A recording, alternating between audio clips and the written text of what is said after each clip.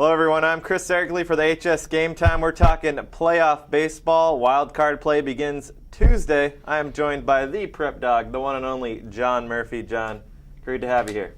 Great to be here. We are talking divisions 4 through 7. Of course, I love talking Palm Springs Indians as an alumni, or an alumnus, excuse me. But who intrigues you in D4? D4, Bloomington Indio, that's a quasi all-inland matchup. Also La Cañada at Summit.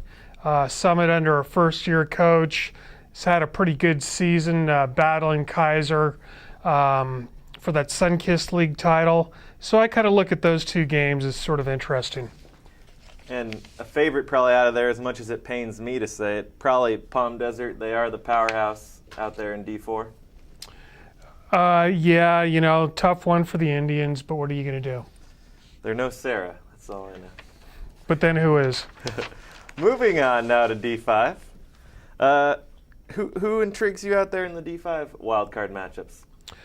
Well, you have 29 Palms battling Serrano in a Division 5 wildcard game, and the winner is going to go on and play Woodcrest Christian.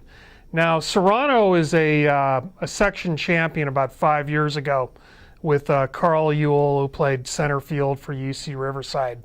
They're a pretty big school, and 29 Palms is as well. So whoever emerges from that should pose a pretty decent threat to Woodcrest Christian.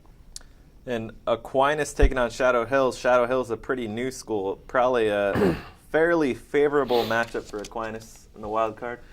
Yeah, I saw Aquinas play Woodcrest Christian, and Aquinas has some athletes. They gave Woodcrest a pretty good battle. I think they finally fell 5-0 or something like that, but they hung in the game for a long time. They're a pretty well-coached team, and they're really gritty. So I think they'll be pretty representative in that game. Their problem is depth. All right, let's flip the page to D6 wild card. Silver Valley versus Bloomington Christian. Is that an exciting matchup?